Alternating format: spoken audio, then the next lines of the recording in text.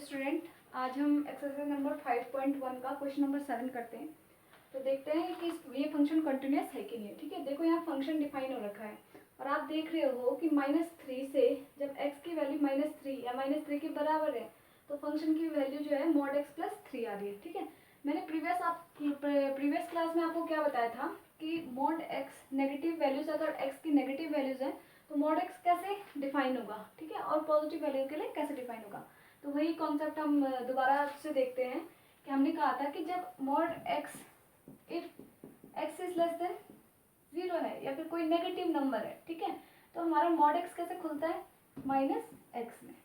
ठीक है, अगर आपको इसका पूरा कॉन्सेप्ट देखना है तो क्लियरली मैंने पिछली वीडियो में इसको काफ़ी डिटेल से समझाया है, आप उसको देखिए। ठीक है, तो देखो यहाँ पे देखो कि x is less than equal to -3 का मतलब क्या है, x is less than equal to -3 का मतलब क्या है कि या तो x इक्वल टू -3 है, ठीक है, या x -3 से छोटा है।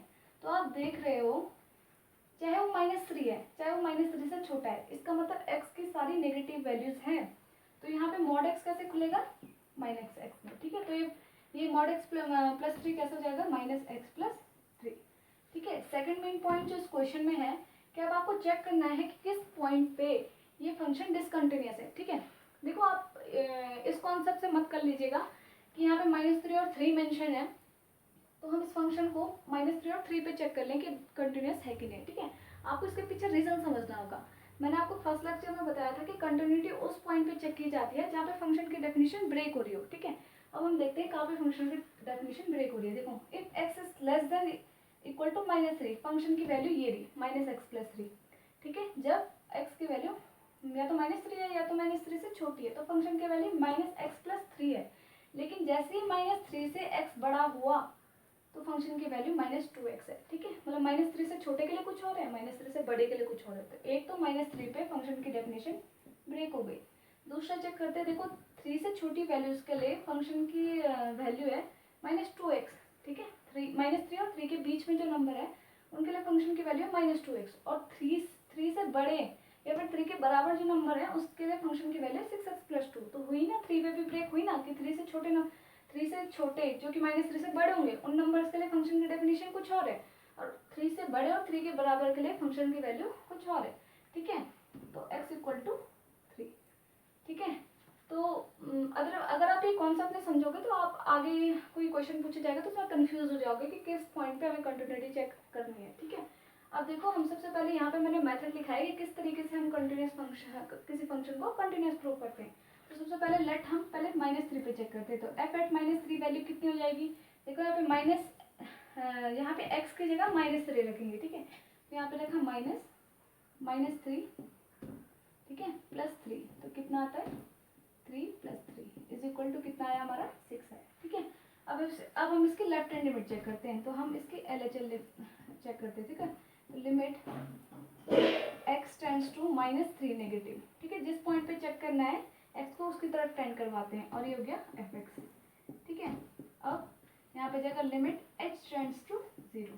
ठीक है, देखो h का एक छोटा सा नंबर है जो 0 की तरफ टेंड हो रहा है, 0 है नहीं, वो 0 की तरफ टेंड हो रहा है। ओके, तो यहाँ पे फंक्शन f। ठीक है, अब लेफ्ट हैंड लिमिट निकालनी है। ठीक है, तो -3 में से हमें कुछ ना कुछ छोटा सा नंबर माइनस कर लेते हैं। ठीक है, तो -3 + -3 -h। ठीक है, तो इसका मतलब क्या है, -3 में से अगर मैंने कोई छोटा सा नंबर माइनस कर दिया, ठीक है, तो फंक्शन कहाँ पे डिफाइन होगा, फिर यहाँ पे देख लो x is less than equal to -3। तो यहाँ पे x is less than equal to -3 वाला है ना कि -3 में से एक छोटा सा नंबर माइनस कर दिया।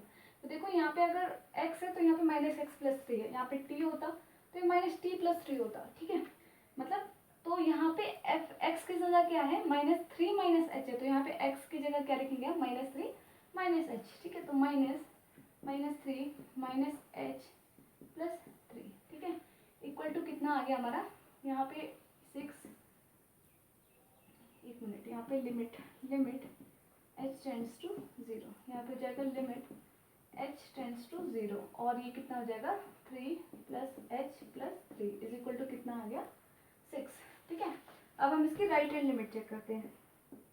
ठीक है, तो हो जाएगा limit x tends to -3 positive fx is equal to limit h tends to 0। ठीक है, f। ठीक है, अब राइट हैंड लिमिट निकालनी है, मतलब -3 से कोई बड़ा नंबर लेना है, मतलब ठीक है। तो -3 यहाँ पे क्या करेंगे, छोटा सा नंबर अगर -3 में ऐड कर दिया, ठीक है। तो फंक्शन कहाँ पे डिफाइन होगा, देखो -3 से अगर x बड़ा है तो कितना हो जाएगा, देखो ये हो जाएगा लिमिट h टेंड्स टू 0। इस टाइम पे भी हम x की जगह क्या रखेंगे, -3 प्लस h रखेंगे, तो यहाँ पे क्या हो जाएगा -2 इंटू -3 प्लस h, ठीक है। This will become limit h tends to 0, ठीक है, 6 माइनस 2h, ठीक है। h को 0 रखा तो कितनी वैल्यू आएगी, 6।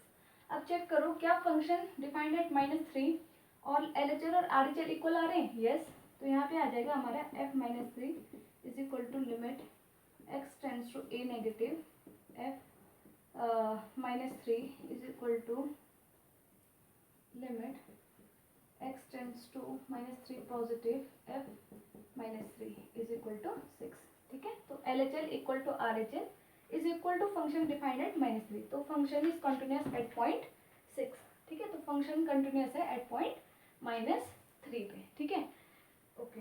अब हम चेक करेंगे 3 के लिए, ठीक है। 3 के लिए हम चेक करते हैं,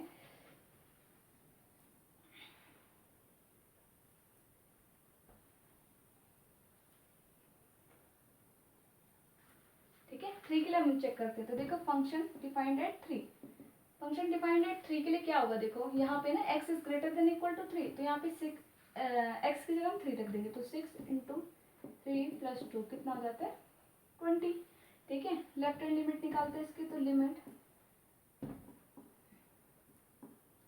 x tends to 3 negative fx, ठीक है। सिमिलर प्रोसीजर है, एक बार आपको स्टार्टिंग में डिसीजन लेना आ गया कि हमें इस क्वेश्चन में करना क्या है, तो आसानी से हो जाएगा। 3 नेगेटिव, यहाँ पे फिर वही एक छोटा सा नंबर 3 में से माइनस कर देंगे, तो कहाँ पे जा रही है, देखो 3 से छोटी वैल्यू x के लिए, तो फंक्शन कहाँ पे डिफाइन हो रहा है -2x, और x की जगह रखेंगे हम 3 - h, तो minus limit x tends to 3 negative, और ये हो जाएगा -2 इंटू 3 -h, ठीक है। तो ये हो जाएगा is equal to limit x tends to 3 negative -6 plus 2h, ठीक है। एम आई डूइंग राइट, हाँ यस। तो ये कितना हो जाएगा, इज इक्वल टू -6, ठीक है। अब हो जाएगा RHL निकालते हैं हम, तो लिमिट 3 पॉजिटिव पे चेक करना है, यहाँ पे हमारा आ जाएगा fx is equal to limit h tends to 0, यहाँ पे आ जाएगा f 3 प्लस h, ठीक है। 3 प्लस h के लिए फंक्शन की वैल्यू जा रही है इस पॉइंट पे, ठीक है। तो देखो यहाँ पे 6 x की जगह रखेंगे आप 3 प्लस h, तो हो जाएगा 6 3 प्लस h प्लस 2, ठीक है, is equal to this is 18 plus 2, तो कितना आ रहा है हमारा 18 2 प्लस 2 प्लस 6h, ठीक है। तो यहाँ आ जाएगा 20। तो क्या ये फंक्शन कंटिन्यूस है एट पॉइंट -3 पे कंटिन्यूस है, देखो यहाँ पे f3 is equal to RHL आ रहा है, ठीक है, but not equal to LHL, ठीक है। तो function is not continuous, function is not continuous at point 3, okay, ठीक है।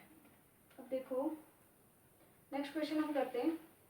देखो सारे क्वेश्चन यहाँ पे मैं नहीं कराऊंगी, मैं आपको भी एडवाइस दूंगी कि आप सारे क्वेश्चन ऑनलाइन सारे क्वेश्चन पे डिपेंड न रहे, आप खुद से क्वेश्चन को सॉल्व करने की कोशिश करें। उसके बाद किसी क्वेश्चन में डाउट होता है तो आप जो है कमेंट बॉक्स में लिख दीजिएगा, ठीक है, वरना आपका माइंड कब खुलेगा, आप रिलाई हो जाएंगे सिर्फ ऑनलाइन वीडियोज़ पे, ओके। कि हमें इस फंक्शन को कंटिन्यूस प्रूफ ए और बी की ऐसी वैल्यूज़ लेनी है कि जिसके लिए ये फंक्शन जो है कंटिन्यूस आ जाए एट पॉइंट 3 पे, ठीक है। इसका मतलब है left hand limit at point 3, right hand limit at point 3 and function defined eight point 3 equal आनी चाहिए, ठीक है। तो देखो इसको कैसे करेंगे, ये क्वेश्चन अक्सर एग्जाम में ऐसे क्वेश्चन पूछे जाते हैं जिसमें ए और बी में रिलेशन हो, ठीक है। कई बार वो आपको ए और बी की वैल्यू फाइंड आउट करने के लिए कह देगा, ठीक है। तो अब इसको चेक करते हैं, ठीक है। सबसे पहले देखो इसको देख सकते हैं, ठीक। अब हम 3 पे चेक करेंगे, ठीक है। तो यहाँ पे हो जाएगा f एट पॉइंट 3, ठीक है। f एट पॉइंट 3 के लिए क्या हो जाएगा, देखो यहाँ पे a और x की जगह लेंगे 3 प्लस 1, यानी कि 3a प्लस 1, ठीक है। 3a+1, ठीक है। अब इसके लेफ्ट हैंड लिमिट निकालते थे, देखो limit x tends to 3 negative fx, फिर लिया हमने limit h tends to 0 f, ठीक है। क्या करेंगे 3 - h, ठीक है। 3 - h देखो कहाँ पे जा रही है फंक्शन की value, x is less than equal to 3, तो यहाँ पे जा रही है ये पे a, ठीक है। इंटू x की जगह लिखेंगे 3 - h और +1, ठीक है। ठीक, ये इज इक्वल टू हो जाएगा लिमिट h टेंड्स टू 0, ठीक है, 3a - ah +1, ठीक है। h को 0 रखा तो हमारे पास क्या आ गया 3a +1, ठीक है। ठीक, अब इसकी राइट हैंड लिमिट निकालते हैं आगे से, तो जाएगा limit x tends to 3 positive f x is equal to limit, ठीक है, h tends to 0 f 3 + h is equal to limit h tends to 0, ठीक है। कहाँ जाएगी फंक्शन की वैल्यू b, ठीक, और यहाँ पे x हो जाएगा यहाँ पे हमारे पास h टेंड्स टू 0, सॉरी, तो यहाँ पे क्या हो जाएगा b इंटू एक्स की जगह क्या रखेंगे 3 + h + 3 इज इक्वल टू जाएगा ये limit h tends to 0 3b + 3 + b h को 0 रखा तो यहाँ पे हो जाएगा 3b + 1, ठीक है। अब देखो इस ये तीनों f@3 LHL और RHL इक्वल होंगे, लेकिन इस किन्हीं भी दो वैल्यूज को आप जिसमें एक a हो और जिस इक्वेशन में b हो, ठीक है, कोई भी दो वैल्यू ले लीजिए। तो मैं यहाँ पे ले लेती हूँ इक्वेशन नंबर, इसको 1 मान लेते हैं, इसको इक्वेशन नंबर 2 मान लेते हैं, ठीक है। तो अब देखो, ठीक है, तो देखो फॉर क्योंकि हमें पता है कि हमको 3 पे कंटिन्यूस प्रूव करना है, इसका मतलब इसकी LHL और RHL इक्वल होंगी। तो देखो LHL के लिए क्या आ रही है हमारी, यहाँ पे देखो LHL इक्वल टू RHL, ठीक है। LHL से हमें क्या इक्वेशन मिली 3a + 1 is equal to 3b + 3, इसको ऐसे लिख लेते हैं, ठीक है। अब यहाँ देखो मैं 3, ये हो जाएगा a - 3b is equal to 3 - 1, तो 3a - 3b is equal to आ जाएगा 2, ठीक है। 3 मैंने कॉमन ले लिया तो यहाँ पे क्या आ जाएगा a - b is equal to 2, तो a - b is equal to 2/3 and a is equal to 2/3 + b, ठीक है। ये क्वेश्चन इस तरीके से होगा, ठीक। अब देखो